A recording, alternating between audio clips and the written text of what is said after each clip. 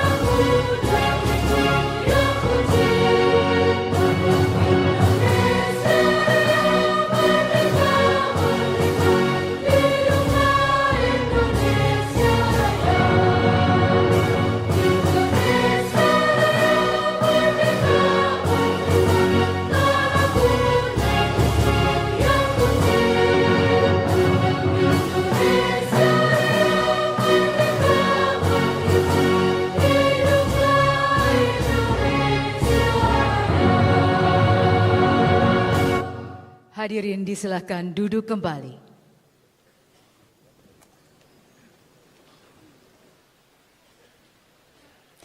Assalamualaikum warahmatullahi wabarakatuh. Salam sejahtera bagi kita semua. Om Swastiastu, Nama Budaya, Salam Kebajikan. Yang terhormat Presiden Republik Indonesia Bapak Prabowo Subianto,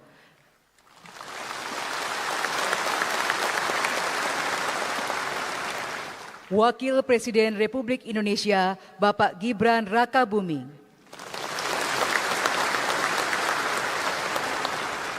yang kami hormati para Menteri dan Wakil Menteri Kabinet Merah Putih serta Menteri Dalam Negeri selaku penyelenggara, para Kepala Daerah dan Wakil Kepala Daerah serta jajaran Forkopimda se-Indonesia, serta hadirin tamu undangan yang kami muliakan.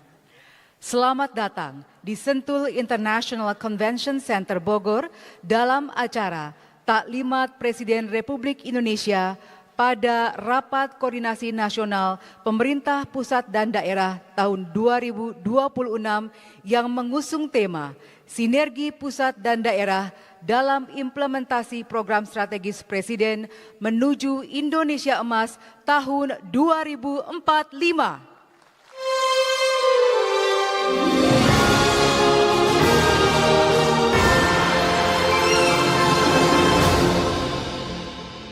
Hadirin yang kami muliakan, mengawali acara, marilah kita memanjatkan doa bersama yang akan dipimpin oleh Menteri Agama. Kepada Bapak Nasaruddin Umar, kami persilahkan.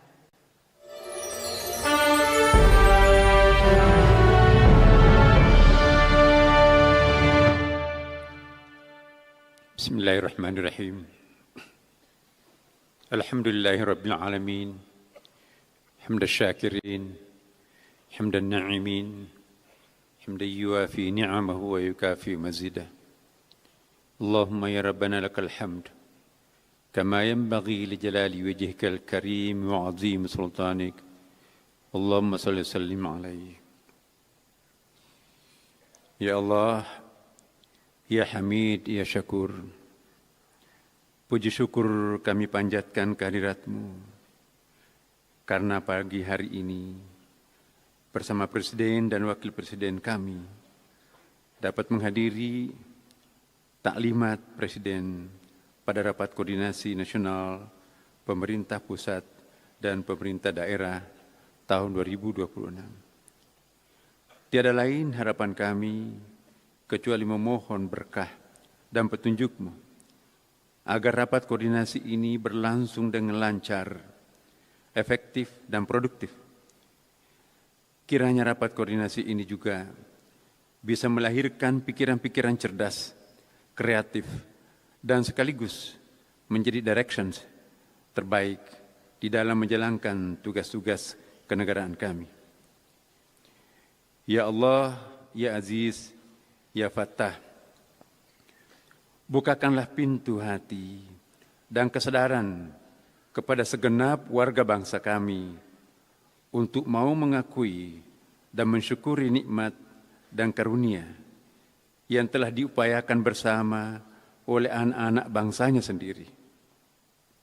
Kami betul-betul memohon kepadamu, ya Allah, sinergikanlah hati dan pikiran kami untuk bisa terus-menerus berikhtiar mengangkat citra dan martabat positif bangsa kami menjadi sebuah negeri yang baldatun thayyibah wa rabbun ghafur, negeri gemah ripah, loh jenawi, tata tentrem, kerta raharja. Ya Allah, Ya Sami'ud Du'a, Engkau pernah menjanjikan kepada kami, Ud'uni astajib lakum, berdoalah kepadaku, niscaya kami akan kabulkan. Saat ini kami memohon kepadamu, berikanlah kekuatan kepada kami untuk mengemban warisan amanah dan cita-cita luhur para pendiri bangsa kami. Jauhkan kami dari berbagai fitnah, bencana, dan perpecahan yang dapat melemahkan sendi-sendi kekuatan bangsa kami. Ya Allah, Ya Ghafur, ampunilah dosa-dosa kami. Bimbinglah kami dan tampakkanlah kebenaran itu benar dan berikan kekuatan untuk menjalaninya. Tunjukkanlah yang batil itu batil dan berikan kekuatan untuk menghindarinya. Ya Allah, kabulkanlah permohonan kami. Kan hanya padamulah kami menyembah dan memohon pertolongan. Rabbana atina fid dunya hasanah wa fil akhirati hasanah wa qina adzabannar. Walhamdulillahi rabbil alamin.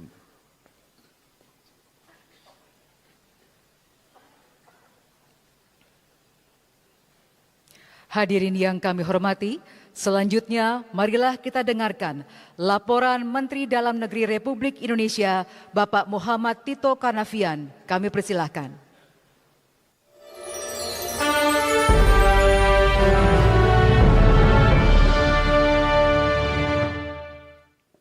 Bismillahirrahmanirrahim. Assalamualaikum warahmatullahi wabarakatuh. Selamat pagi, salam sejahtera untuk kita semua. Shalom, Om Swastiastu, Namo Buddhaya, Salve, Salam Kebajikan.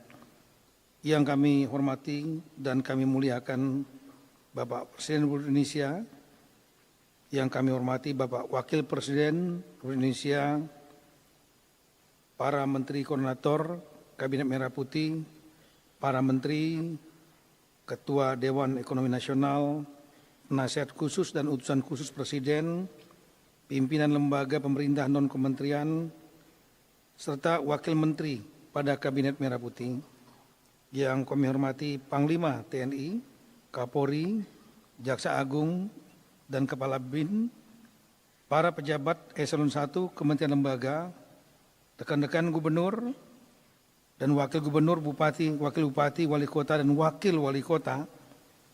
Ini yang pertama kali Wakil Kepala Daerah hadir atas perintah dari Bapak Presiden.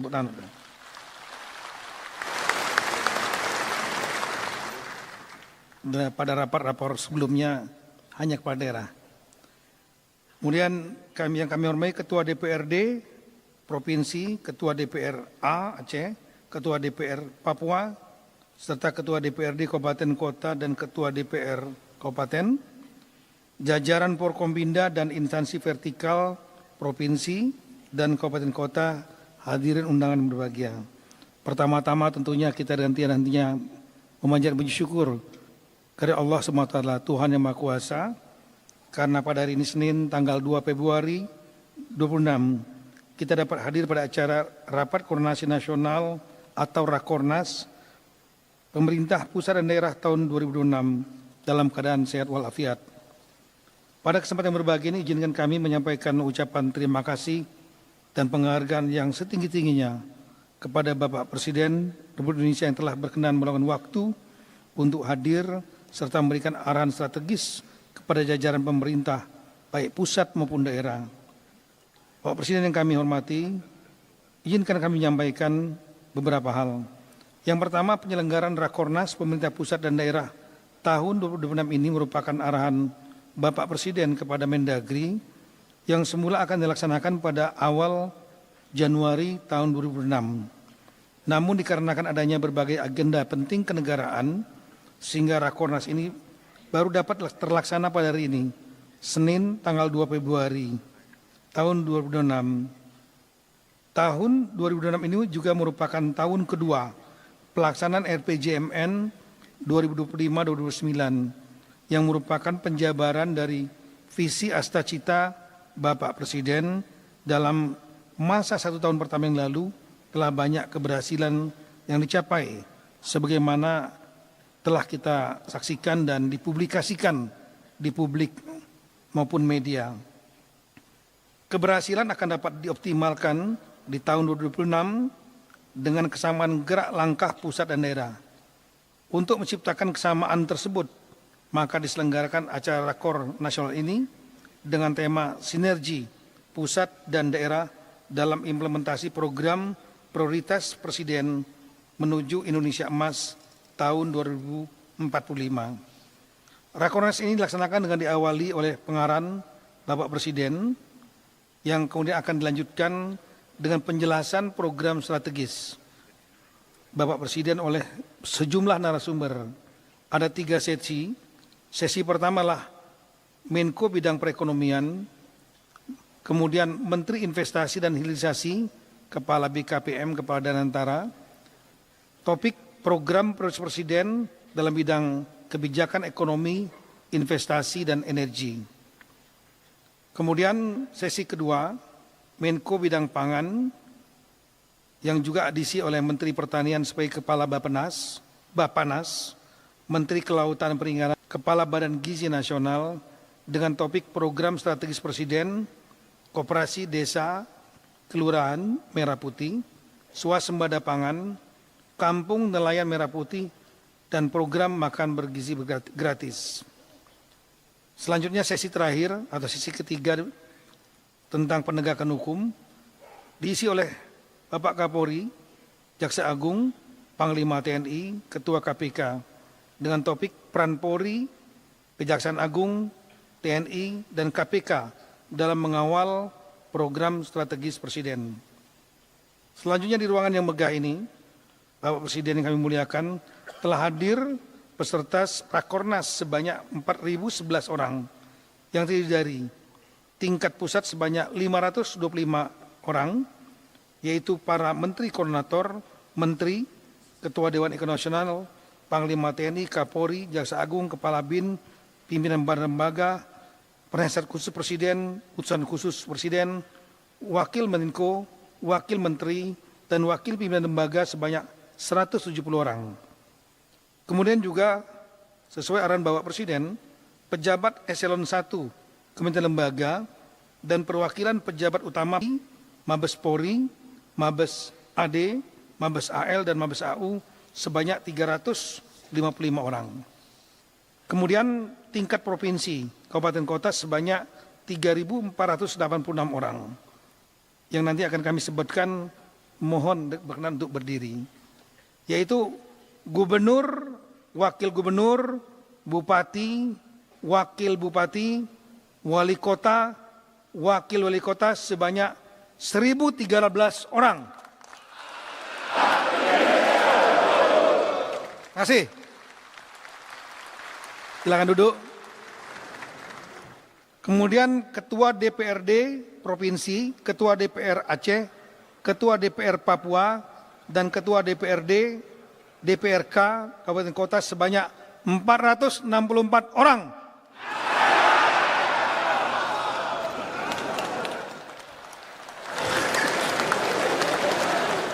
Mohon maaf Pak, agak kurang keras Pak. Karena nggak ada seragamnya mereka, Pak. Pakaian seragamnya. Kemudian Ketua DPRD, Pak, terlalu banyak aspirasi katanya.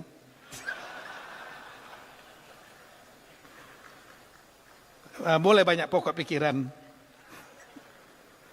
Kemudian jajaran TNI, yaitu Pangdam, dan Rem, dan Kodaeral, dan Lantamal, dan Lanut, Pangko, Angkatan Udara, dan Dim, dan Lanal sebanyak 486 orang.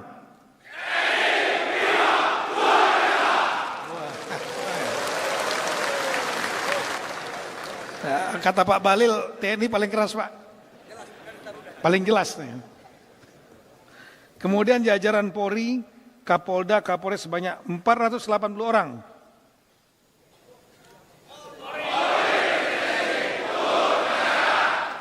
Ya.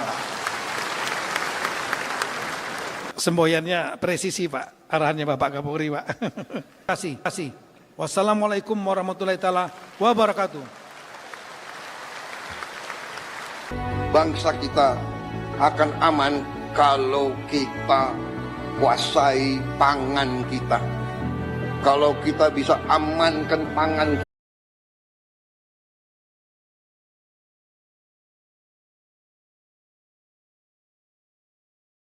Negara hadir menegakkan hukum di tanah yang memberi kehidupan.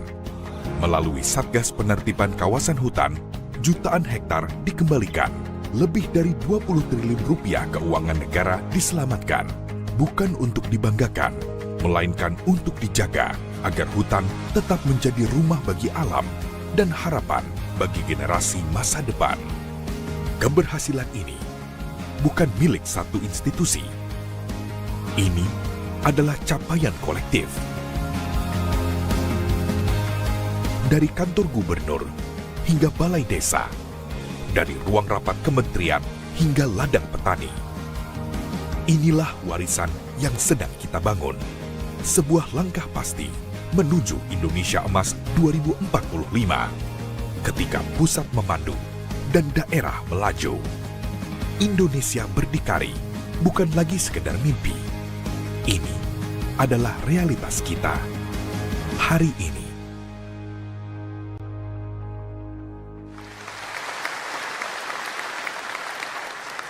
Taklimat Presiden Republik Indonesia dilanjutkan dengan pemukulan palu sebagai tanda peresmian pembukaan Rakornas tahun 2026.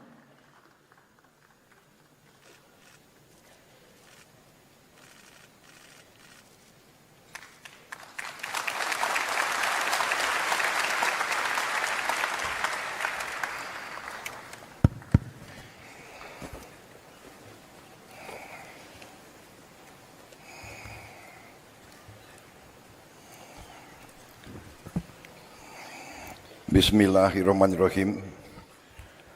Assalamualaikum warahmatullahi wabarakatuh. Selamat pagi. Salam sejahtera bagi kita sekalian. Shalom, salve, Om Swastiastu, Namo Buddhaya, salam kebajikan. Yang saya hormati Wakil Presiden Republik Indonesia, Saudara Gibran Rakabuming Raka, Menteri Dalam Negeri, sebagai penyelenggara kegiatan, Jenderal Polisi Purnawirawan Muhammad Tito Karnavian, para Menteri Koordinator, para Menteri, Kepala Badan, Jaksa Agung, Kapolri, Panglima TNI, Kepala BIN, para penasihat khusus Presiden, Ketua Dewan Ekonomi Nasional, Ketua KPK, para Wakil Menteri, Wakil Kepala Badan, dan seluruh anggota Kabinet Merah Putih yang hadir. Yang saya hormati dan saya banggakan, seluruh kepala daerah setanah air yang hadir, para gubernur, para wakil gubernur, para bupati, para wakil bupati, para wali kota, para wakil wali kota dari seluruh penjuru tanah air yang hadir pada siang hari ini. Para pimpinan DPRD tingkat provinsi, pimpinan DPRD tingkat kabupaten dan kota, DPR Papua dan DPR Aceh yang saya hormati, para eselon 1, kementerian dan lembaga,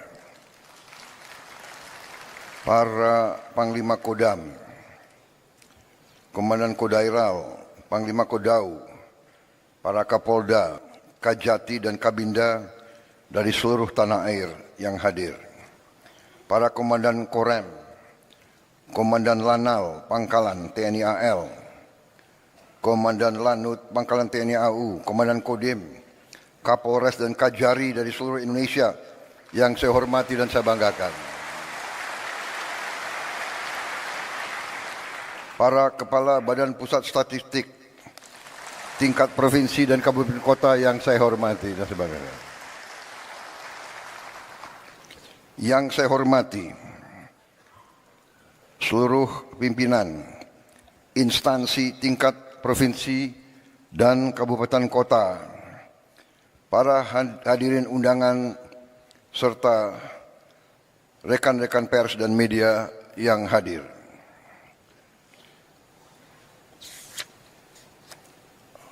Pertama-tama, sebagai insan yang bertakwa, marilah kita tidak henti-hentinya memanjatkan puji syukur kehadirat Tuhan Maha Besar, Maha Kuasa bagi umat Islam Allah Subhanahu wa taala yang memiliki sekalian alam. Hanya kepadanya lah kita berdoa dan hanya kepadanya lah kita memohon pertolongan. Kita bersyukur atas segala karunia, atas kesehatan, kedamaian yang masih diberikan kepada kita. Selagi kita terus berdoa agar saudara-saudara kita yang terkena musibah di beberapa daerah seluruh Indonesia diberi pertolongan, diberi kebaikan secepat mungkin.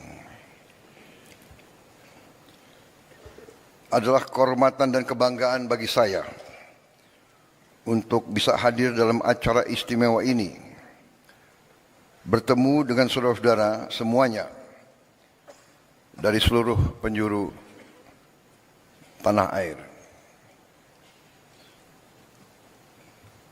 Dalam kesempatan ini, saya menyampaikan penghargaan yang setinggi-tingginya kepada Menteri Dalam Negeri yang menyelenggarakan acara yang tertib seperti ini.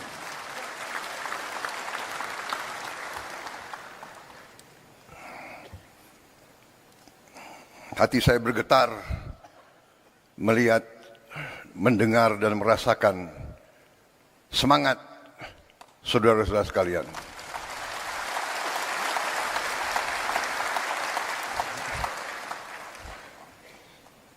Kalau semangat saudara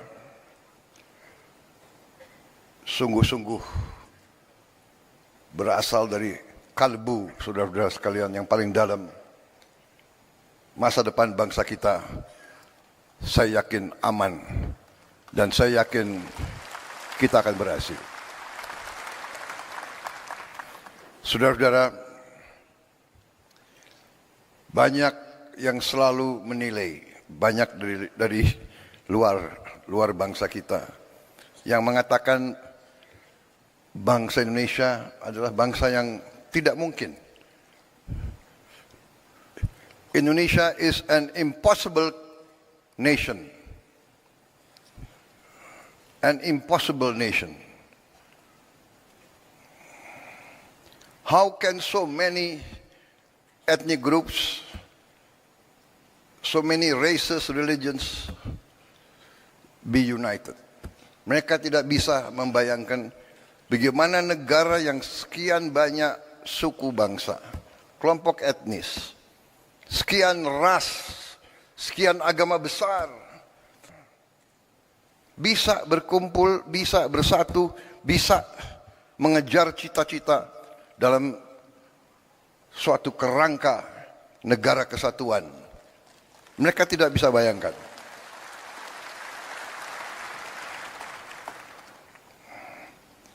Dan terus terang aja, kita sebagai pemerintahan dari tingkat terpusat sampai tingkat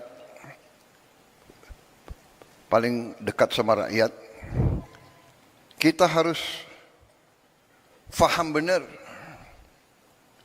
peran kita, tugas kita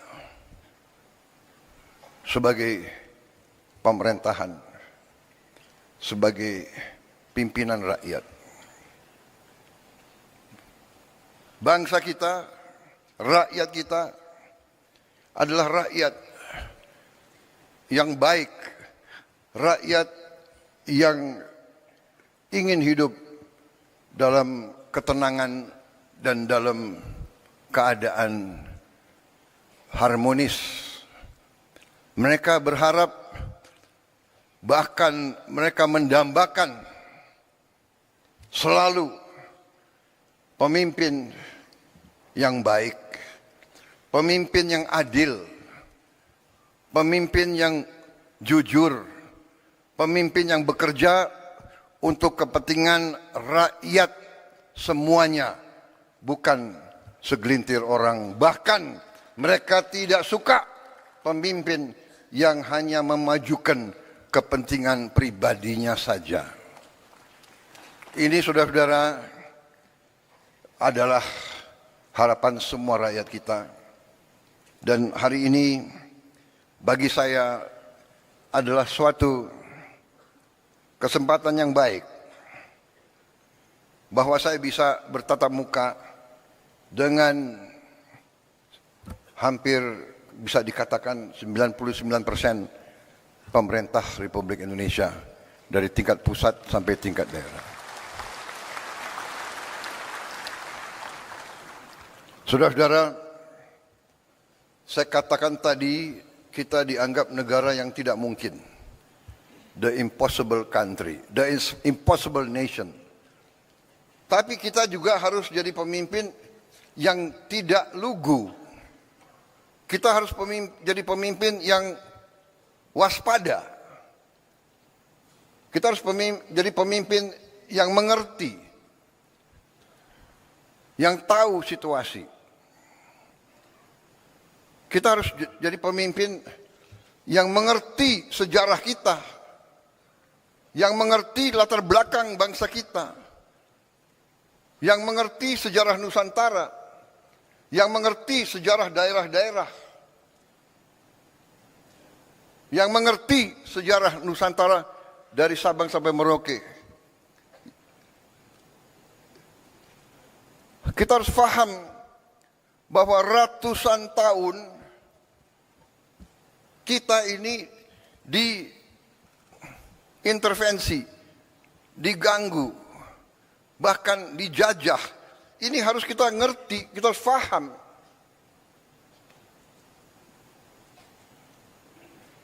Mereka yang melupakan sejarah akan dihukum oleh sejarah. Mereka yang melupakan sejarah akan terbelit dalam kesalahan-kesalahan yang dilakukan di masa lalu. Kenapa saya mengatakan itu, saudara-saudara? Karena kita mendapat kesempatan hari ini, kita dapat kesempatan untuk melihat bagaimana dunia sebenarnya. Kita melihat sekarang negara-negara besar yang mengajarkan kita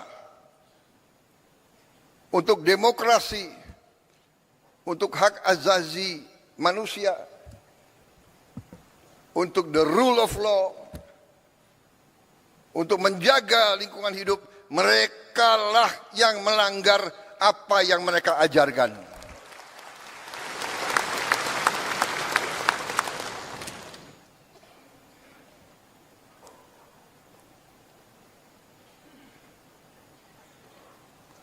Puluhan ribu wanita, orang tua, anak-anak tidak berdosa dibantai, dan banyak negara yang diam. Di mana hak asasi manusia? Di mana demokrasi yang mereka ajarkan? Karena itu, saudara-saudara, kita sebagai pemimpin, kita harus waspada, kita harus mengerti. Saudara-saudara sekalian, perjuangan bangsa yang puncaknya ada dalam proklamasi 17 Agustus 1945 dan dalam penyerahan kedaulatan kepada kita yang kita rebut dengan darah, dengan keringat, dan dengan air mata. Kita rebut melalui perjuangan ratusan tahun di semua daerah. Negara ini yang sekarang, saudara-saudara, yang sekarang ada dalam kendali kita, dibangun atas pengorbanan rakyat yang sangat besar. Karena itulah kita tidak boleh lupa bahwa adanya kita adalah untuk berbakti mengabdi kepada rakyat kita. Ini hal yang selalu mudah kita ucapkan, tapi harus kita buktikan. Saudara-saudara, karena itu saya ingin dalam taklimat saya menyampaikan beberapa hal. Yang pertama, saudara-saudara, bahwa karena sejarah kita, ya, karena kita pernah dijajah, karena kita pernah mengalami pemerintahan penjajah yang imperialis dan rasialis, bahwa kita, rakyat kita, pribumi kita pernah dianggap lebih rendah dari anjing. Anak-anak muda sekarang tidak merasakan. Saya masih melihat prasasti. Yang saya lihat satu prasasti tahun 76. Saya ulangi, tahun 78. Tahun 78. 28 tahun setelah kedaulatan kemerdekaan masih ada prasasti di kolam renang Manggarai waktu itu. Sayang mungkin dibongkar. Kadang-kadang kita tidak menghormati sejarah kita. Situs-situs bersejarah dibongkar. Ini para kepala daerah harus memikirkan. Saya mau tanya, di mana stasiun RRI yang digunakan oleh Bung Tomo waktu pertempuran 10 November? Apakah masih ada? Di mana situs-situs Majapahit? Saya dengar ada beberapa yang sudah jadi pabrik. Saudara-saudara. Jadi saudara-saudara, dengan masalah itu, saya ingin juga mengatakan bahwa kita sampai di sini hari ini melalui perjuangan yang lama dan melalui kepemimpinan presiden-presiden dan pemerintahan-pemerintahan yang terlebih dahulu. Presiden dengan pemerintahan, dengan para gubernur, para bupati, yang terdahulu, semuanya telah menyumbang, semuanya telah berkontribusi terhadap kehadiran kita hari ini. Ini saya tidak mengatakan ini sebagai suatu kata-kata indah, ini saya yakini. Karena itu saya selalu mengajak, apapun perbedaan kita, karena kita berbeda, pasti. Kita berbeda suku, kita berbeda ras, mungkin kita berbeda agama, kita berbeda aliran pemikiran politik. Tapi kita adalah satu bagian, satu keluarga besar Indonesia.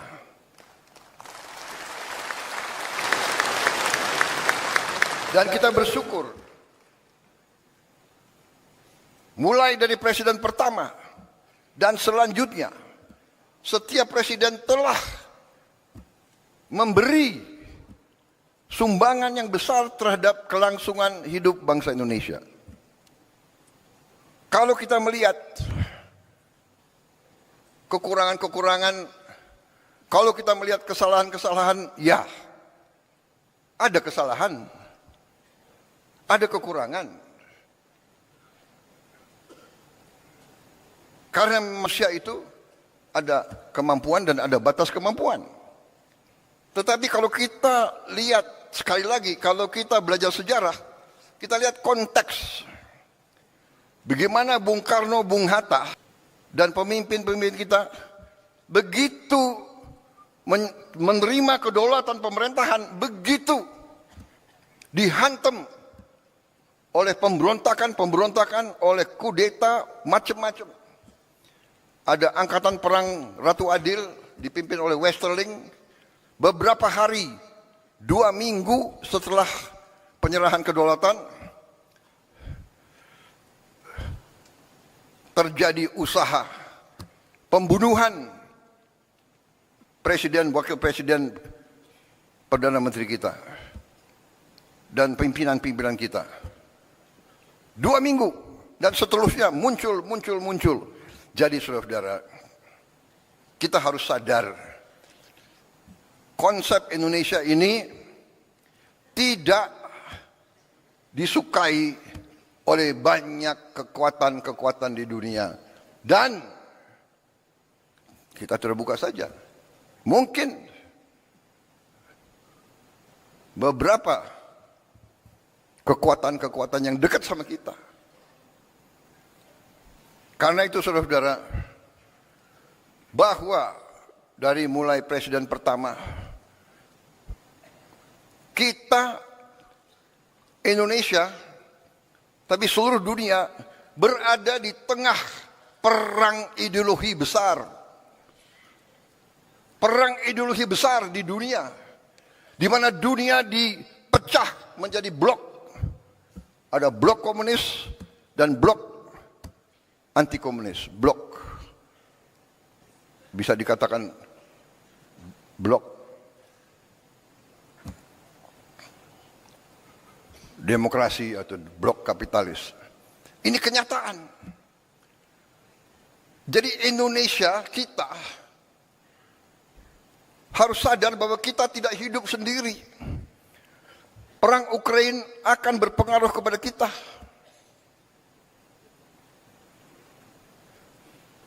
Peristiwa di Gaza berpengaruh kepada kita. Saudara-saudara.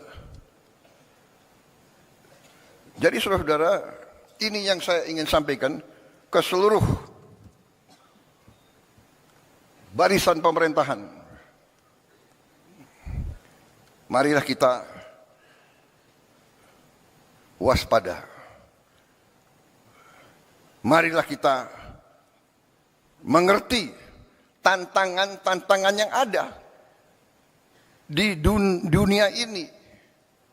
Saudara-saudara, saya baru pulang dari Eropa. Saya ketemu tokoh-tokoh dunia. Saya hadir di Davos. Puluhan kepala negara hadir. Hampir semua merisaukan pecahnya Perang Dunia Ketiga. Kita di sini menghadapi tantangan, ya, perubahan iklim mengakibatkan kita menerima banyak bencana dan sebagainya. Tapi sekarang di tingkat dunia mengkhawatirkan akan terjadi Perang Dunia Ketiga. Saudara-saudara, ada simulasi. Kalau terjadi Perang Dunia Ketiga, nuklir, kita yang tidak terlibat saja pasti kena. Kita akan kena partikel-partikel radioaktif. Mungkin ikan-ikan kita nanti akan terkontaminasi semua. Akan terjadi nuclear winter. Karena debunya akan menutup matahari. Dan menutup mataharinya tidak 1 tahun, tidak 2 tahun, tidak 3 tahun. Para ahli mengatakan bisa winternya itu puluhan tahun. Ini yang dibicarakan di dunia. Karena itu saya jalankan sebagai mandataris meneruskan warisan pendiri-pendiri bangsa kita. Saya menjalankan politik luar negeri yang menganut tetap garis kita bebas aktif, tapi non-aligned, non-block. Kita tidak akan ikut fakta militer manapun.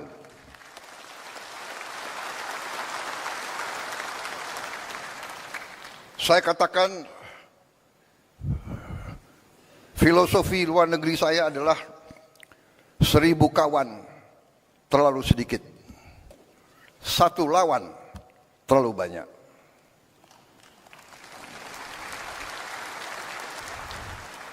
Satu lawan, apalagi 1 musuh. Itu garis kita. Tapi kita mengerti semua. Ya, kita mengerti semua. Kalau kita sungguh-sungguh mau non-blok, kalau kita sungguh-sungguh mau tidak terlibat dalam fakta, kalau kita sungguh-sungguh mau bersahabat sama semua, berarti kita sendiri. Kalau kita diancam, kalau kita diserang, tidak akan ada yang bantu kita, saudara-saudara. Percaya sama saya, nobody is going to help us. Karena itu dari awal Bung Karno mengatakan kita harus berdiri di atas kaki kita sendiri. Dan Panglima Besar kita yang pertama, Panglima Besar Sudirman mengajarkan kepada kita harus percaya kepada kekuatan kita sendiri. Saudara-saudara, dengan segala hormat kepada para pakar yang pandai dan pintar, yang punya banyak gelar, saya hormati mereka. Tapi dunia ini adalah keadaan nyata, bukan keadaan ideal. Saya selalu mengingatkan, mengajarkan yang berlaku di dunia ini sekarang adalah yang kuat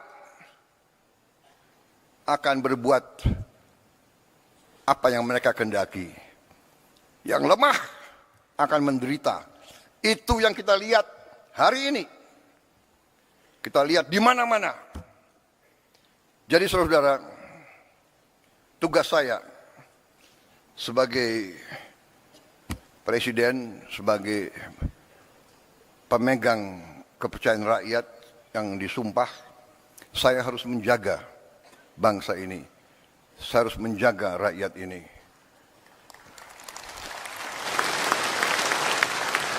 Kadang-kadang gampang untuk kita bilang, gampang kita ngomong. Tapi kadang-kadang tidak gampang untuk dilaksanakan. Kadang-kadang hati kita bergejolak. Tapi kita harus senyum. Karena kita sudah memilih akan baik sama semua. Untuk melindungi rakyat kita. Kita tidak bisa emosional. Kita tidak bisa terlalu idealis. Karena yang berlaku adalah dunia nyata, saudara-saudara. Karena kita tidak mau perang, kita harus siap untuk perang. Kita tidak niat mengancam siapa, tapi selalu mereka ganggu kita. Kenapa saudara-saudara? Karena Indonesia, Nusantara kita, semua pulau-pulau kita adalah kaya dengan sumber daya alam yang luar biasa. Karena inilah negara-negara Eropa ratusan tahun ke kita. Negara-negara di utara ke kita. Mereka ke kita ratusan tahun. Belanda, Portugis, Spanyol, Prancis, Inggris, Jepang, Mongol.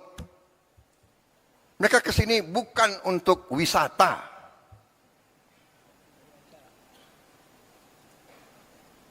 Mereka pertama datang mau dagang. Karena bangsa kita baik, kita nih, genetika kita nih baik, ya kan? Kita suka dengan tamu. Benar? Suka dengan tamu. Semua suku, kalau kedatangan tamu, diterima dengan baik. Walaupun rakyat kita miskin, tamu datang diterima dengan baik. Kalau hanya bisa kasih nasi pakai garam, itu dikasih. Presiden Singapura yang sekarang pernah cerita sama saya, waktu dia masa muda, dia sama istrinya keliling di Sumatera, di Sulawesi Selatan. Karena waktu masih muda, mereka apa itu? Backpacker ya? Backpacking. Jadi naik bus, numpang. Satu saat di tengah sawah, hujan badai, mereka kesasar. Tahu-tahu ketemu anak kecil membawa mereka ke rumah orang tuanya. Mungkin di Sulawesi Selatan, saya tidak tahu namanya apa, dukuh, ya, hanya kelompok 4-5 rumah. Diajak ke dalam, ketemu orang tuanya, ternyata ini Presiden Singapura cerita sama saya. Dia begini, saya tidak bisa lupa rakyatmu. Kami diajak duduk, mereka sangat-sangat miskin. Kami lihat dia hanya makan nasi sama lauknya pisang.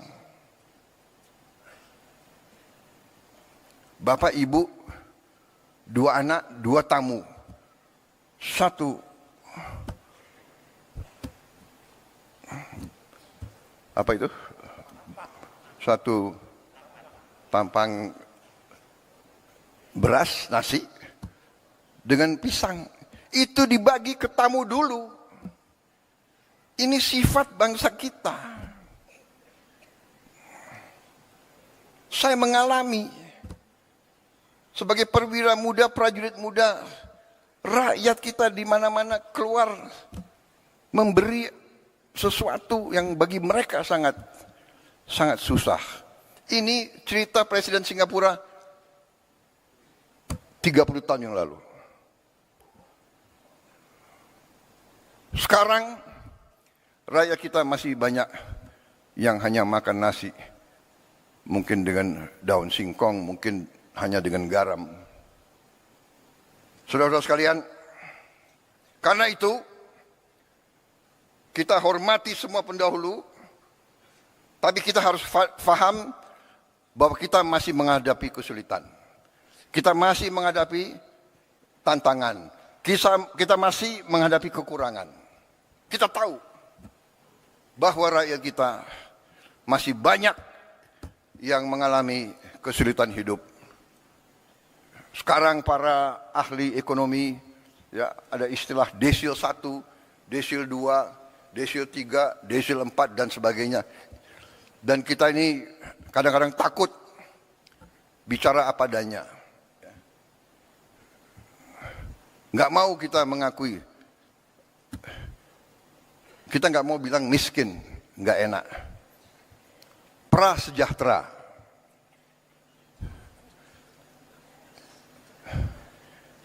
Miskin kasihan kita, tapi nggak enak kita, ya kan? Prasejahtera. Habis itu ada istilah lagi, apa itu? Bahasa Inggrisnya, the aspiring middle class. Jadi orang yang berusaha naik ke middle class. Dia berusaha naik, berarti dia belum sampai kan? Berarti dia bukan kelas menengah. Kalau dia nggak kelas menengah, dia kelas apa? Ya. Tapi dia aspiring middle class. Ini BPS. Pinter juga kalian cari istilah-istilah itu. Tapi saya mengerti, saudara tidak mau turunkan moral bangsa Indonesia. Habis itu the aspiring middle class. Habis itu ada yang rentan miskin. Gimana rentan miskin? Gimana? Iya kan? Rentan miskin. Habis itu miskin, baru sangat miskin. Saudara-saudara, kita harus berjuang bersama-sama, semua unsur, semua tingkatan, semua latar belakang, semua partai manapun, kita harus bersatu. Kita harus berjuang menghilangkan kemiskinan dari bumi Indonesia. Kita tidak boleh menyerah. Kita tidak boleh takut dengan kesulitan.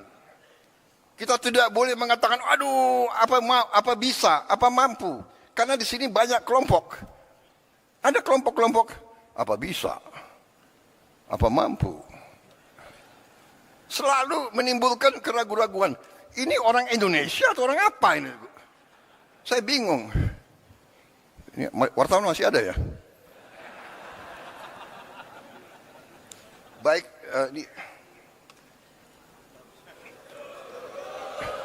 enggak, ini baru pembukaan.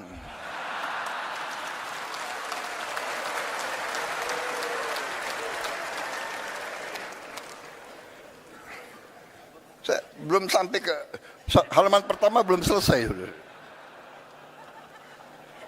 Jadi saudara, ya, kita tidak boleh menyerah sebelum bertanding.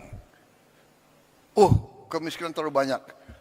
Saudara-saudara, ya, kemiskinan terlalu banyak, tapi ini tidak bisa kita terima karena kekayaan kita sangat-sangat banyak. Sangat-sangat banyak. Tapi, terus terang aja, kita harus berani mengakui bahwa unsur pimpinan di semua tingkat, unsur elit. Apa arti elit? Elit itu ya pemimpin, elit ya di atas. Ada elit akademis, para profesor, elit politik, para pemimpin politik, elit tentara polisi, para pimpinan tentara polisi, elit yudikatif, elit ya pemimpin. Kita harus akui bahwa elit Indonesia masih kurang dalam tugasnya menjaga dan mengelola kekayaan bangsa Indonesia. Dan ini sekarang saya gugah kita semua. Saya gugah, mari kita semua sebagai pemimpin, mari kita sekarang membulatkan tekad kita, membenahi diri kita dan unsur kita, dan lingkungan kita, dan lingkaran kita. Mari kita bertekad untuk menyelamatkan, menjaga, dan mengelola kekayaan alam kita untuk sebesar-besarnya kepentingan rakyat kita. Saya menggugah, saya mengajak, mari saudara-saudara kita bersatu. Tidak ada urusan saudara berasal dari partai mana. Jangan kita terlibat dalam apa itu? Dalam sekat-sekat yang timbul karena sejarah. Kita belajar dari sejarah. Segala pertikaian, segala permusuhan, segala kesalahan mari kita tanam dalam-dalam. Kita bisa bicara, kita bisa ribut terus. Kita bisa ribut terus. 200 tahun yang lalu, kakek dari kakekmu, atau apa itu, buyut dari buyutmu, waktu itu mencuri sapi saya, sapi buyut saya. Mau diteruskan permusuhan itu. Perang 200-300 tahun mau kita teruskan. Saudara-saudara, tidak ada gunanya. Tidak ada gunanya karena dunia ini berkembang sangat cepat. Dunia ini berkembang sangat-sangat cepat. Saudara-saudara, nanti tahap kedua dari taklimat saya yang khusus intern, teman-teman wartawan kita persilakan makan siang di luar. Saya akan jelaskan cerita-cerita menarik. Intinya saudara-saudara sekarang, intinya saya dipilih, sekarang saya akan bekerja untuk seluruh rakyat Indonesia. Saya tidak akan tanya, ini gubernurnya partai mana ya? Dulu milih calon nomor 1, nomor 2, atau nomor 3. Saya nggak akan tanya. Buktinya, saya kalah di Sumatera Barat, benar? Tapi tetap MBG sampai ke Sumatera Barat. Tetap Koperasi Merah Putih. Tetap kita bangun, kita rehabilitasi Sumatera Barat. Saya juga kalah di Aceh kan? Tapi tetap kita bangun Aceh habis-habisan. Nggak ada. Tidak boleh ada permusuhan, tidak boleh ada sakit hati. Kalah menang biasa karena kita mengabdi untuk bangsa dan rakyat Indonesia.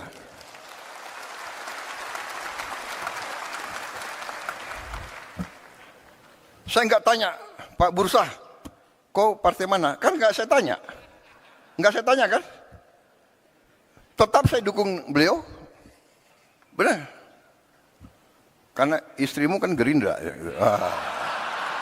Tapi saya nggak tanya dia. Saya nggak tanya dia. Kebetulan istrinya Gerindra. Gak ada urusan saya. Kalau Gerindra brengsek, Gerindra pun saya tangkap. Saudara-saudara. Ya? Jangan macam-macam. Gak ada itu. Kita semua bergerak. Jadi persaingan, pertandingan ya pertandingan. Kalau ada pemilihan harus ada pemilihan. Itu. Nanti 2029 ya terserah. Iya kan, gak apa-apa. Gak apa-apa, bener.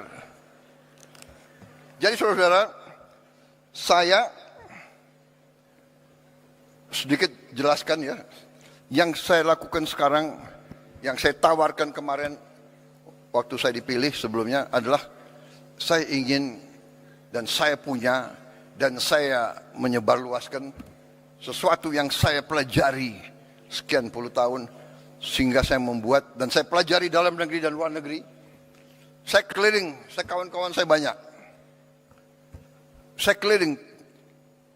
Tiap kali saya satu negara, walaupun saya nggak berkuasa dulu, saya datang ke Pak Mahathir. Waktu dia lagi kuat-kuatnya, Pak Mahathir, bagaimana Bapak menghadapi korupsi? Saya tanya, Pak, yang mengganjal saya sebagai patriot Indonesia adalah korupsi yang terlalu banyak di Indonesia. Bagaimana Bapak menghandle? Dia kasih pelajaran, dia kasih tips-tipsnya. Dia bilang, you bisa atasi korupsi hanya melalui pendidikan. Pendidikan begitu vital. Habis itu saya ketemu pemimpin di Thailand, saya tanya. Saya ketemu pemimpin di mana-mana. Sehingga saya membuat satu strategi yang sudah ada di buku, yaitu saya beri nama strategi transformasi bangsa. Jadi kita mau menjadi negara maju modern. Ya. Kriteria kita adalah maju modern, di mana seluruh rakyat kita mengalami kualitas hidup yang baik. Kita tidak bermimpi untuk menjadi high income country. Kita tidak bermimpi kita mau hidup seperti Norwegia atau Kanada, atau kita hanya mau supaya semua rakyat kita hidup kualitas hidupnya baik. Artinya makan harus cukup sehat. Kesehatannya harus dijamin. Anak-anaknya harus sekolah dengan baik. Dia punya penghasilan yang cukup. Dan inilah strategi yang kita buat, ya,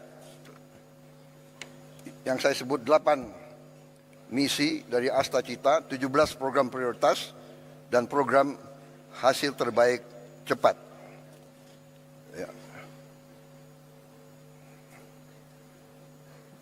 Dan saudara-saudara, dari itu, ya, kalau bisa saya ringkas, lebih sederhana, yaitu fondasi pertama kita, mau tidak mau, suka tidak suka, kita harus swasembada pangan. Swasembada pangan. Tidak ada alternatif. Kalau kita mau merdeka, kalau kita mau sejahtera, kita harus jamin produksi pangan. Sehingga pangan bisa dinikmati oleh seluruh rakyat kita. Swasembada pangan adalah syarat, itu adalah pilar yang utama dari strategi yang saya tawarkan dan saya jalankan sekarang. Saya ajak saudara, ayo sama-sama sebagai patriot bangsa. Tapi kalau kau tidak mau ikut saya tetap jalan terus. Karena saya bertekad Indonesia harus mampu mencapai kemerdekaan yang sejati. Kemudian swasembada energi. Harus. Nanti ada kelompok, apa bisa? Bisa. Kita sudah hitung. Kita punya kelebihan-kelebihan luar biasa. Kenapa kelapa sawit bagi saya katakan itu miracle crop. It is a miracle crop. Ada kelompok nyinyir, kenapa kelapa sawit? Ya kan? Loh, Prabowo mau bikin kelapa sawit. Iya, untuk rakyat Indonesia. Karena kelapa sawit itu tidak hanya untuk minyak goreng. Saya ke dunia keliling-keliling, hampir semua pemimpin negara minta ke saya, kami mohon Indonesia tolong supply kelapa sawit, CPO. Saya ke Mesir, saya ke Pakistan, saya ke Rusia, saya ke Belarus, di mana-mana tolong kelapa sawit, tolong. Artinya, is a very strategic commodity. Karena dari kelapa sawit kita bisa punya puluhan derivatif. Cat dinding dari butuh kelapa sawit. Makanan, roti harus pakai minyak kelapa sawit. Dan nanti minyak kelapa. Dan sebagainya, dan sebagainya, dan sebagainya. Sabun. Berapa miliar rakyat dunia harus mandi tiap hari. Kecuali yang malas mandi.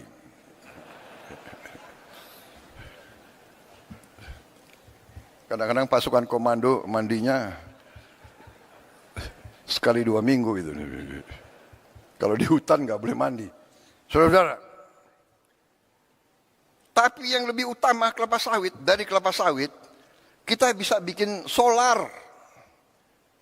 Jadi kita nanti biodiesel, biosolar itu akan membuat kita bebas dari ketergantungan luar.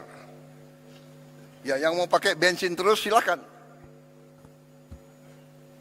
Ya, orang kaya bayar aja, nggak apa-apa, harga dunia. Tapi rakyat kita bisa hidup dengan solar. Pesawat terbang, Aftur. Kita nanti produsen Aftur. Bisa yang terbesar di dunia. Aftur. Bahkan saudara-saudara, limbahnya kelapa sawit, jelantah itu bahan untuk Aftur. Sehingga, maaf, bangsa-bangsa lain, saya tutup, saya larang ekspor limbah kelapa sawit. Ekspor jelantah. Harus untuk kepentingan rakyat Indonesia dulu. Baru. Saudara-saudara, swasembada energi, swasembada pangan, baru kita harus merubah aliran uang yang dari desa ke kota, ke ibu kota dan ke luar negeri.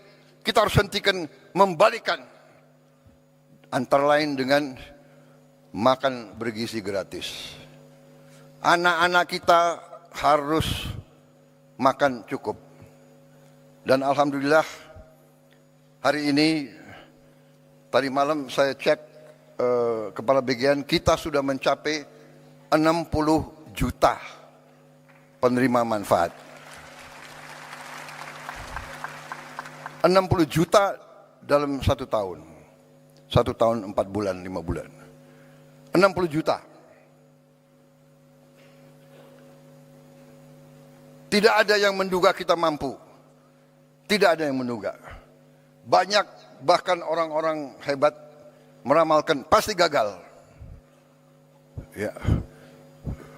Sekian ribu keracunan. Kita makan di restoran paling mahal aja di Jakarta ada yang keracunan. Kalau kita jumlahkan berapa ribu yang keracunan dibandingkan berapa miliar makanan yang sudah kita bagi, statistiknya adalah 0,008 atau 7. Artinya apa? Artinya 99,99 usaha MBG harus dinyatakan berhasil.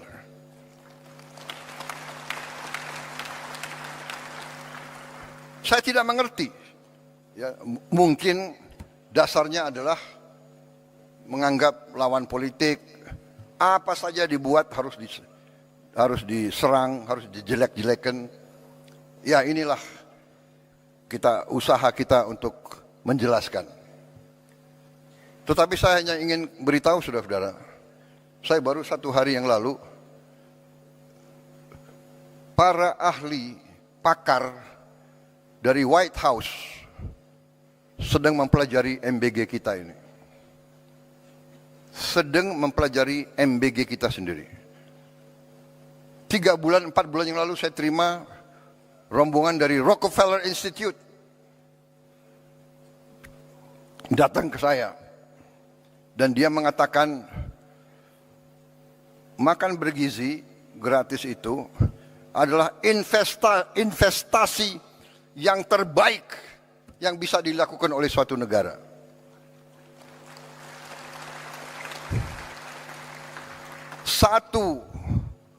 Satu dolar atau $1 yang kita keluarkan untuk makan bergizi akan menimbulkan lipat ganda minimal 5 kali. Dan dalam jangka panjang akan menjadi 35 kali investasinya itu. Saudara-saudara, ada kecenderungan para orang pintar kita lebih percaya orang asing daripada bangsanya sendiri. Jadi, ya, cek aja ke Rockefeller Institute. Karena mereka nggak akan percaya dengan orang-orang ini. Saya nggak ngerti. Saya nggak ngerti mereka itu pemikirannya kayak apa. Tapi tetap harus kita ajak bicara. Saudara-saudara, saya nanti, saudara mungkin 2-3 minggu lagi, ya kalau saya bicara di sini saya harus bertanggung jawab. Ini media, ini cover saya. Banyak lagi nunggu. Kalau bisa, wah ini blunder apa lagi Prabowo akan bicara gitu. Iya kan? Sorry ya.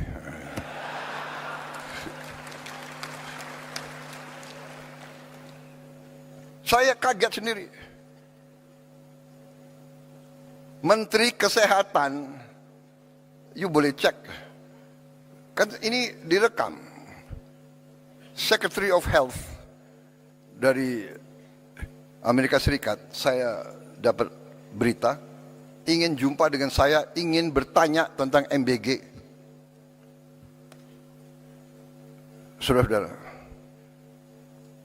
Dan MBG kita ini sudah sampai 60 juta hari ini.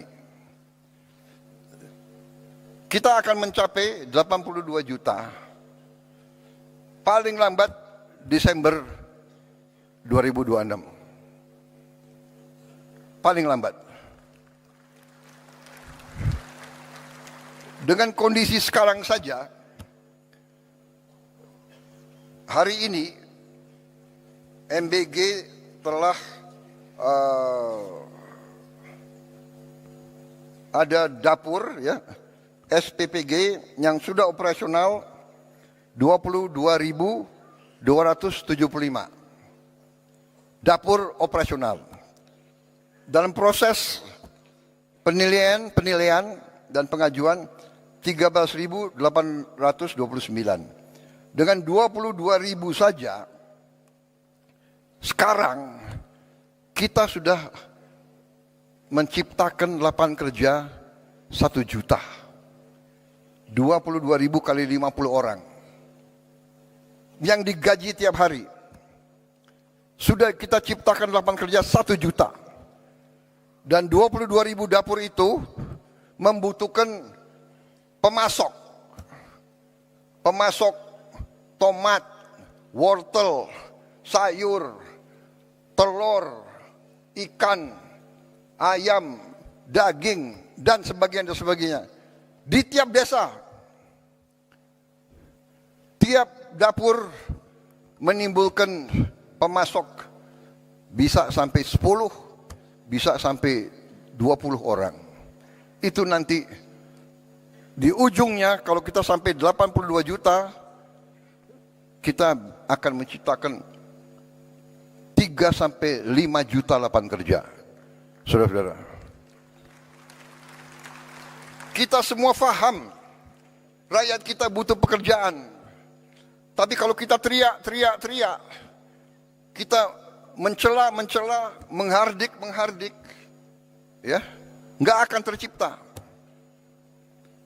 Saya buktikan kepada saudara-saudara, Prabowo Subianto sebagai Presiden Republik Indonesia, saya telah menghasilkan sekarang 1 juta lapangan kerja hanya dari MBG.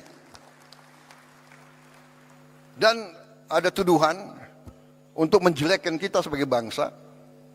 Jadi begini ya, kalau saudara tidak suka dengan 2-3 orang, jangan merusak seluruh bangsa. Kalau tidak suka sama Prabowo, silahkan. 2029 bertarung. Iya kan?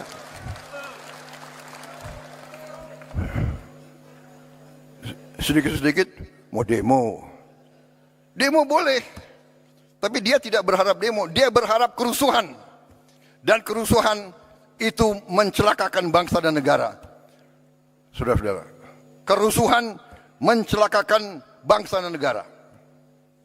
Bakar-bakar, bom molotov, saya katakan itu membahayakan. Itu pidana. Saya tidak ragu-ragu. Kalau demo silakan, tapi mau bagaimana mau demo? Kamu 5.000 kali demo, tidak akan ada satu pabrik dibuka. Jadi kelompok-kelompok ini sadar atau tidak sadar, saya yakin mereka dikendalikan oleh kekuatan asing. Yakin saya dan saya punya bukti.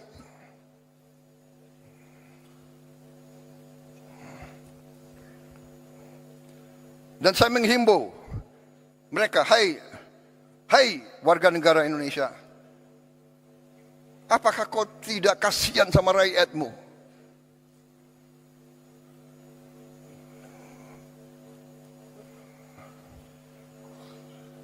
Saudara-saudara, saya tadi sudah tayangkan capaian-capaian kita, dan capaian-capaian ini real, bukan omon-omon.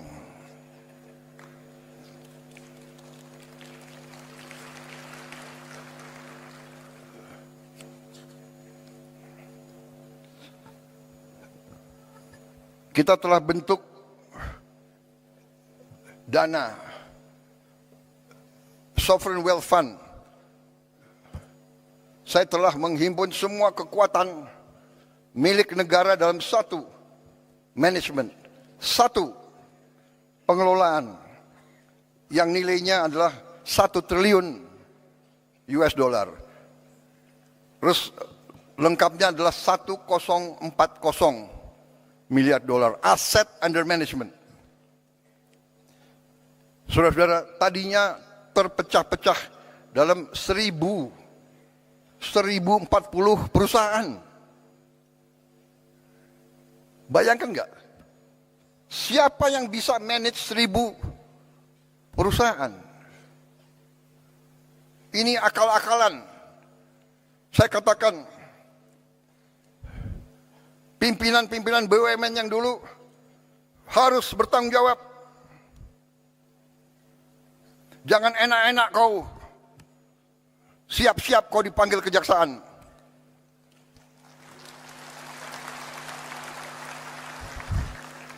Kan mereka ngejek, Prabowo itu hanya bisa ngomong di podium aja. Oh ya? Ya tunggu aja panggilan. Lu jangan nantang gue lo.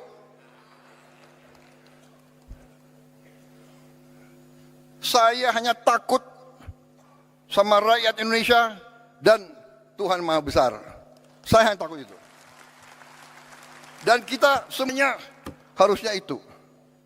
Saudara-saudara, sudahlah. Kita ini semuanya sebentar lagi dipanggil. Benar.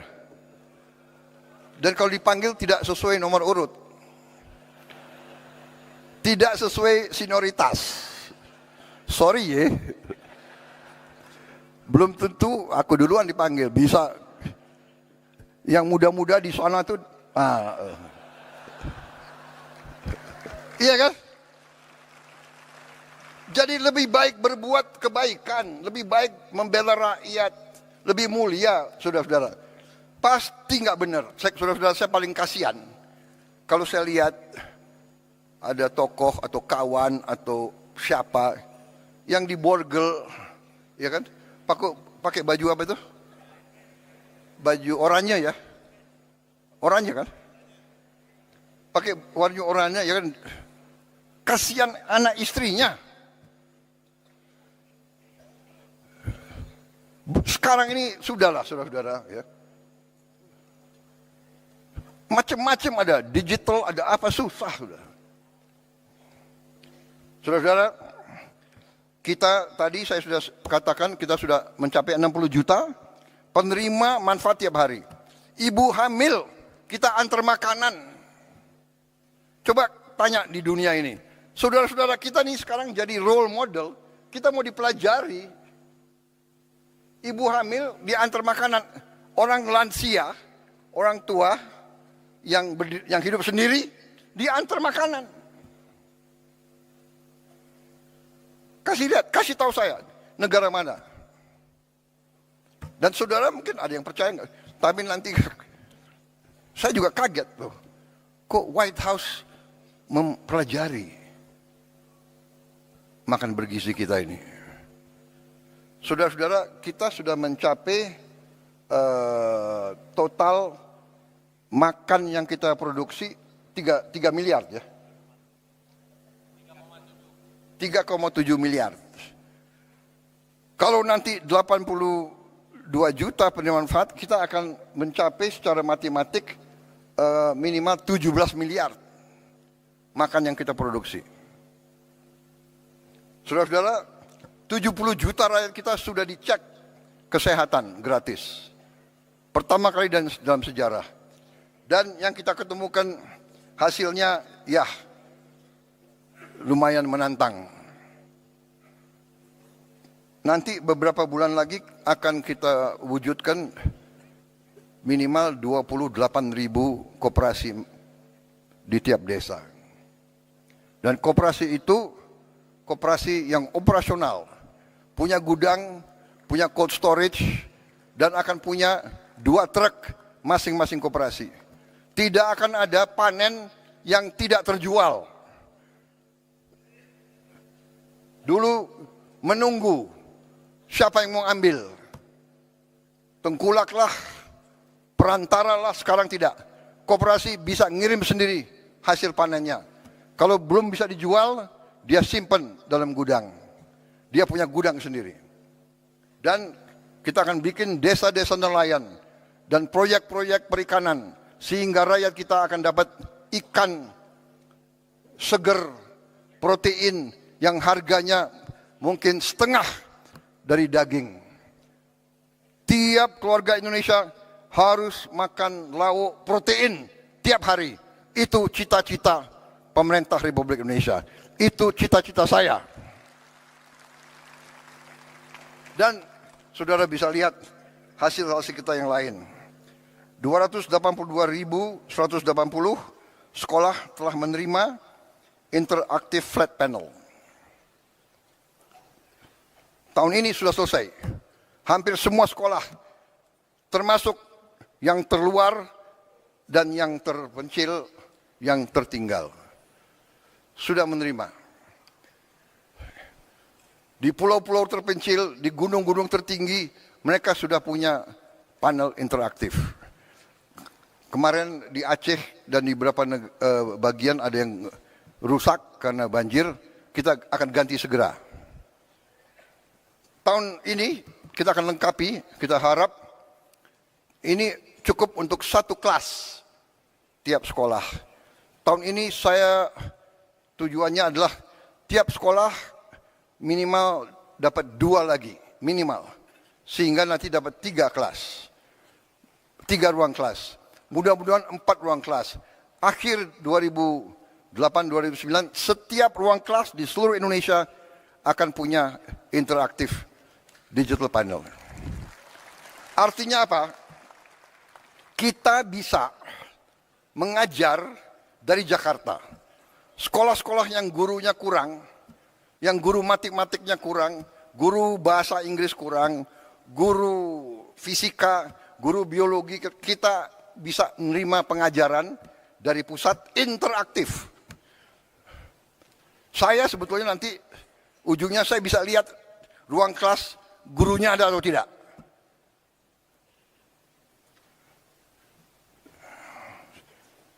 Saudara-saudara, kita tadi hasil produksi kita tertinggi dalam sejarah, cadangan beras kita di Bulog tertinggi dalam sejarah.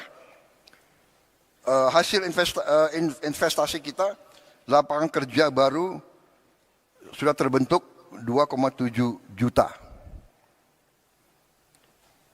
Kita juga sekarang buat inovasi yang jarang dilakukan di dunia. Anak-anak dari kelompok yang paling tidak mampu, kita sekolahkan dalam sekolah berasrama. Kita keluarkan dari lingkaran kemiskinan, kita beri pendidikan yang terbaik. Anak-anak yang tidak mungkin sekolah, kita sekolah dan kita akan terus. Tidak boleh ada anak di jalanan yang tidak sekolah. Kita akan ambil semua. Saudara-saudara sekalian,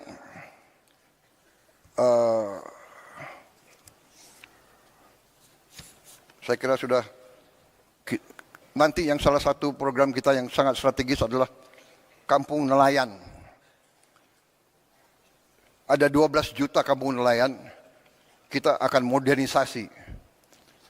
Setiap kampung nelayan akan kita bikin jetty, dermaga kecil. Kita juga beri pabrik es, kita juga beri cold storage, dan kita bantu kapal-kapal ikannya. Kapal ikan yang 5 GT, beberapa, nanti kapal ikan yang lebih besar 30 GT, kita harap tiap desa akan dapat satu. Artinya apa? Nelayan-nelayan kita bisa melaut lebih lama, penghasilan mereka naik, dan kita sudah punya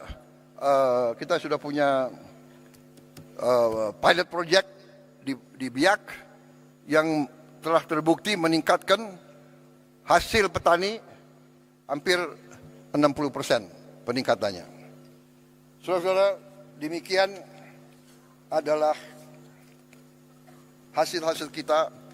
Baru sekelumit, masih banyak lagi hasil kita, tapi itu highlight ya. Kita telah berbuat banyak. Yang paling strategis nanti saya kira adalah Danantara. Sekarang kita tidak ke luar negeri minta-minta investasi. Kita mengajak. Dan kita punya kemampuan sekarang.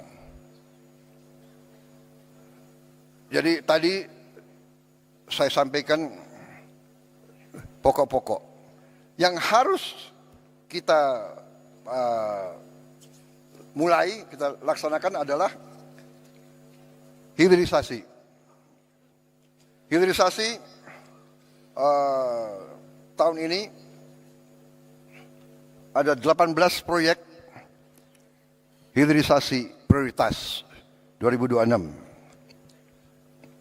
Industri smelter aluminium, industri stainless steel slab, industri oleoresin, industri ikan file tilapia, modul surya terintegrasi, industri gasifikasi batubara, industri copper rod, wire and tube, industri oleo food, kelapa sawit, industri karaginan, rumput laut, industri bioaftur dari jelantah, industri aspal, industri besi baja, industri nata de coco, MCT, dan tepung kelapa, dari kelapa kita akan bangun kilang minyak.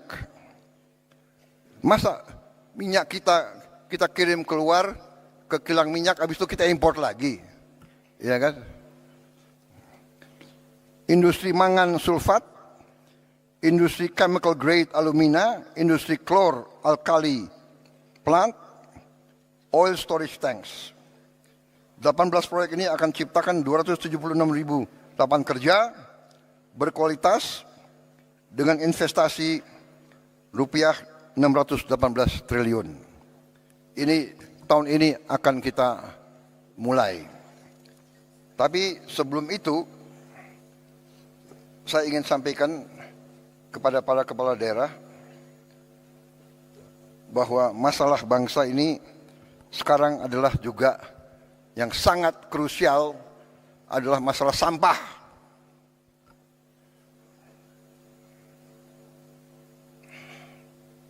Sampah ini menjadi masalah. Diproyeksi hampir semua TPA sampah akan mengalami over capacity pada tahun 2028, bahkan lebih cepat.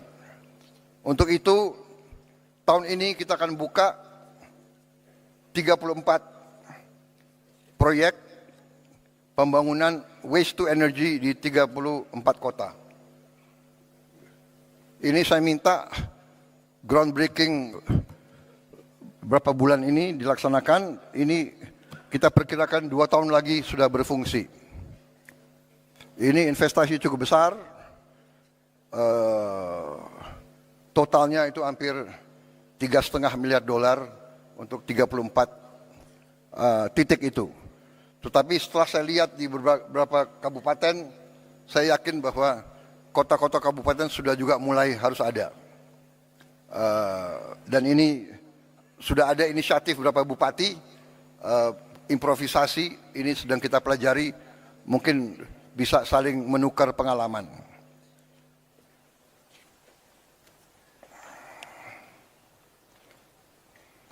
Penyelesaian masalah sampah, kita perlu kerjasama antara pemerintah pusat dan pemerintah daerah, tapi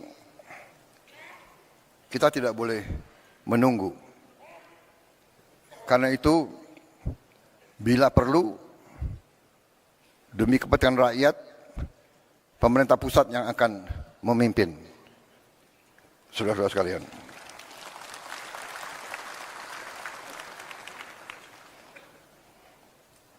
Saudara-saudara sekalian, saya ingin sekarang membahas masalah juga yang penting.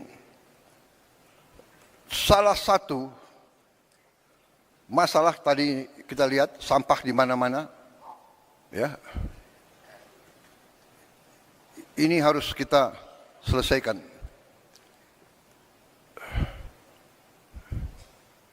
Ini tidak bisa dengan caci maki, teriak-teriak, mengejek, ya kan? Tidak bisa. Ini harus kerja benar. Realita. Ini realita. Saudara-saudara, salah satu yang kita mengerti, yang selalu kelompok itu, kita butuh lapangan kerja. Kita butuh lapangan kerja. Ada gap antara yang kaya dan miskin. Mengerti kita. Kita sudah mengerti masalahnya, ini kita sedang atasi. Saudara-saudara, salah satu adalah pariwisata. Pariwisata menyerap lapangan kerja paling banyak. Menyiapkannya juga paling cepat dan lebih murah dari yang lain-lain. Tapi saya menggugah saudara-saudara sekalian. Pariwisata, apakah turis mau datang melihat sampah? Indonesia indah, dia mau datang lihat kumuh. Dia mau ke Bali, pantai Bali kotor. Saya di Korea ketemu tokoh-tokoh di Korea, menteri-menteri, jenderal-jenderal. Kadang-kadang ya tentara dimanapun, dia nggak pakai basa-basi, bicaranya apa adanya. Dia ngomong ke saya, Dia bilang, Your Excellency, I just came from Bali. Oh, Bali is so dirty now. Bali not nice. Wah, tapi saya terima itu sebagai koreksi. Ya. Ini kita harus atasi bersama. Ini kalau nggak salah, sorry.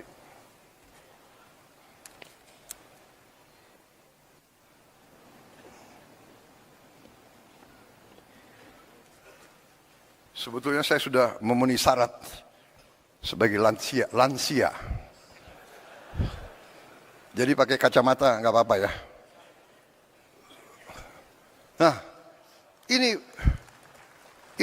maaf ya, gubernur bupati dari Bali ini real loh. Bali bulan Desember 2025. Ini pantai Bali. Bagaimana turis mau datang ke situ lihat sampah?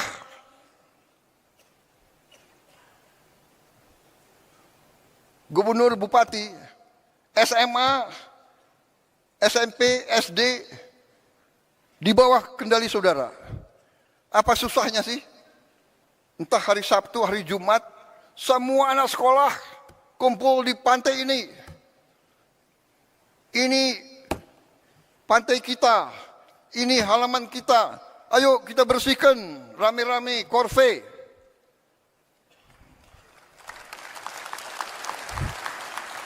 Apa salahnya? Kalau bupati dan gubernur tidak bisa saya perintah, Dandim, Danrem, saya perintahkan kau.